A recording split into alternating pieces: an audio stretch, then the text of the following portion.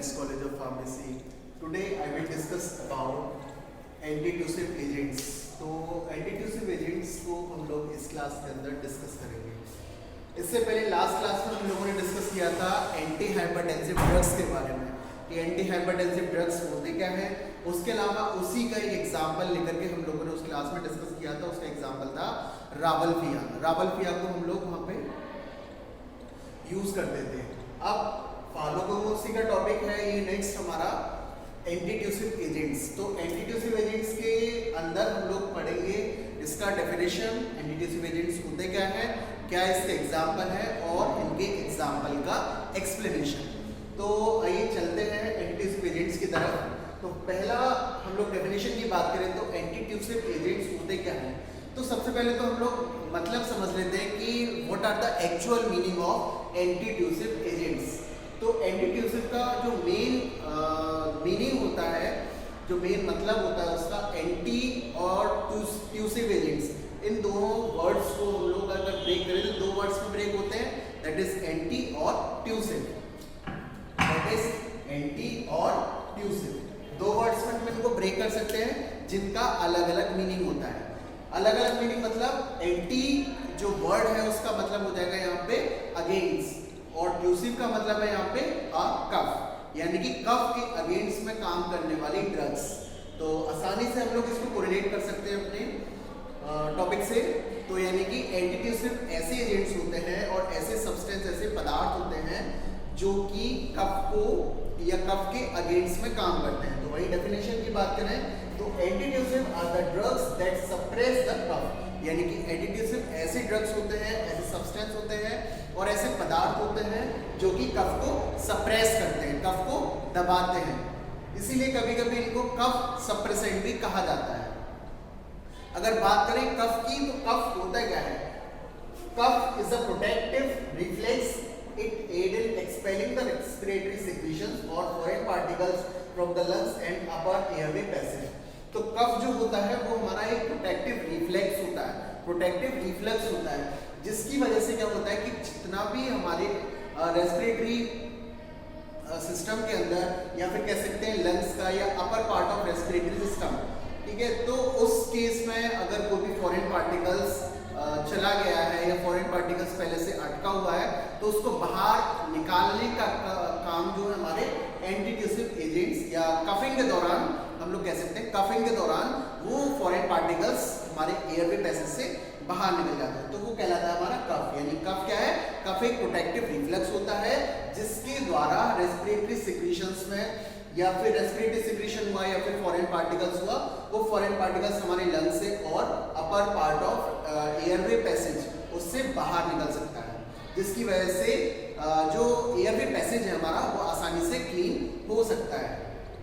अगर बात करें इसके एग्जाम्पल की तो इसके दो एग्जाम्पल है बेसिकली, दैट इज वसाका और दूसरा एग्जाम्पल इधर हम लोगों ने लिखा है टोलू बालसम. तो पहला एग्जाम्पल है इसका वसाका. वसाका जो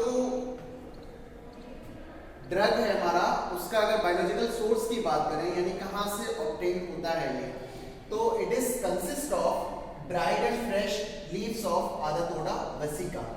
ये जो आदातोडा वसिका है ये वसाका का बायोलॉजिकल नेम है. यानी कि आदातोडा वसिका की फ्रेश और ड्राई लीव यानी सूखी और ताजा पत्तियों से ये हमें मिलता है. उसके बाद में इसकी फैमिली की अगर बात करें तो अकेंथियसिस की फैमिली होती है. वहीं दूसरी तरफ इसके केमिकल कॉन्स्टिट्यूएंट की बात करें तो वसाका के अंदर जो सबसे मेन केमिकल कॉन्स्टिट्यूएंट होता है वो होता है वेसिसिन और वेसिसिनोन.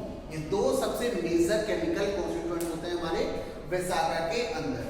उसके अलावा वेसिसिन और वेसिसिनोन के अलावा इसके अंदर और भी कुछ केमिकल कॉन्स्टिट्यूएंट होते हैं, जैसे वोलेटाइल ऑयल हो गया, बीटालिन हो गया, उसके अलावा वसाकिन हो गया, उसके अलावा आदातोडिक एसिड हो गया. ये हमारा वेसिसिन और वेसिसिनोन के अलावा और भी इसके अंदर केमिकल कॉन्स्टिट्यूएंट मौजूद होते हैं.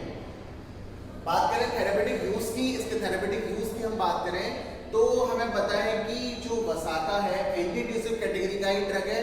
तो सबसे पहला यूज इसका हम लोग लिख सकते हैं आसानी से कि it is used as antitussive agents, यानी कफ को सप्रेस करने वाले एजेंट्स के रूप में हम इसको यूज कर सकते हैं। तो वही मैंने लिखा हुआ है, it is used as an expectorant यानी कफ को बाहर निकालने वाले पदार्थ, और ब्रोंकोडायलेटर्स यानी डायलेटर्स का मतलब होता है ब्रोंकाई को डायलेट करने वाले पदार्थ। तो ब्रोंकाई जब हमारा डायलेट हो जाएगा तो आसानी से एयरवे पैसेज हमारा आसानी से क्लीन हो सकता है, और जो भी फॉरेन पार्टिकल्स हमारे एयरवे पैसेज में अटके हुए हैं उनको बाहर भी हम लोग आसानी से निकाल सकते हैं बाय द कफिंग। उसके अलावा अगर हम बात करें कि ये जो एंटीट्यूसिव एजेंट्स का जो ड्रग है वसाका, अगर वसाका को अगर लार्ज अमाउंट में और लार्ज डोज में इसको लिया जाए तो ये इरिटेंट और वॉमिटिंग और डायरिया कॉज करा सकता है। वही मैंने लिखा है इसमें, in large dose it is irritant and cause vomiting and diarrhoea, यानी कि अगर लार्ज डोज में वसाका को लिया जाए तो वो वॉमिटिंग और डायरिया कॉज करा सकता है। तो ये था हमारा वसाका के बारे में, जिसमें हम लोगों ने बात की बायोलॉजिकल सोर्स के बारे में, फैमिली के बारे में, केमिकल कॉन्स्टिट्यूएंट के बारे में और थेरेप्यूटिक यूज के बारे में। उसके अलावा जो सेकंड ड्रग है हमारा वो है टोलुबाल्सम। सेकंड जो ड्रग है हमारा वो है टोलुबाल्सम। टोलुबाल्सम का बायोलॉजिकल सोर्स की बात करें तो it is obtained by incision of stem of Myroxylon balsamum. ये इसका बायोलॉजिकल नेम है मायरोक्सिलोन बाल्समम, यानी मायरोक्सिलोन बाल्समम के स्टेम पर चीरा लगा करके टोलुबाल्सम को प्राप्त किया जाता है। टोलुबाल्सम को हम लोग क्या कह सकते हैं कि मायरोक्सिलोन बाल्समम जो प्लांट है उस प्लांट के स्टेम पर चीरा लगा करके टोलुबाल्सम को हम लोग निकाल सकते हैं आसानी से। उसके अलावा इसकी फैमिली की बात करें तो इसकी फैमिली होती है लेक्टिमिनोसी, लेक्टिमिनोसी इसकी फैमिली होती है।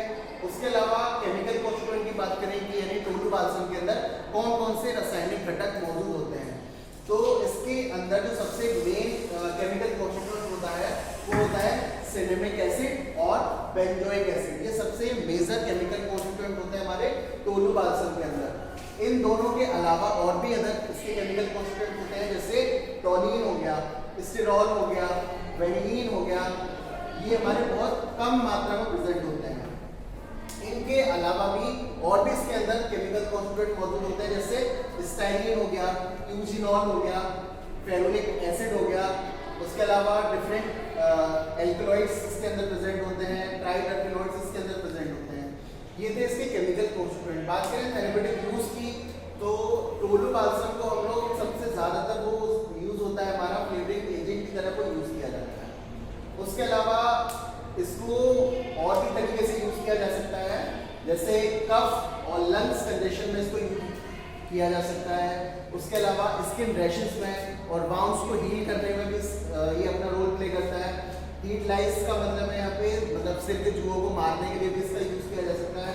रिंगवॉर्म को ठीक करने के लिए भी इसको यूज किया जा सकता है। कोल्ड और फ्लू को भी ठीक करने के लिए इसका यूज किया जा सकता है।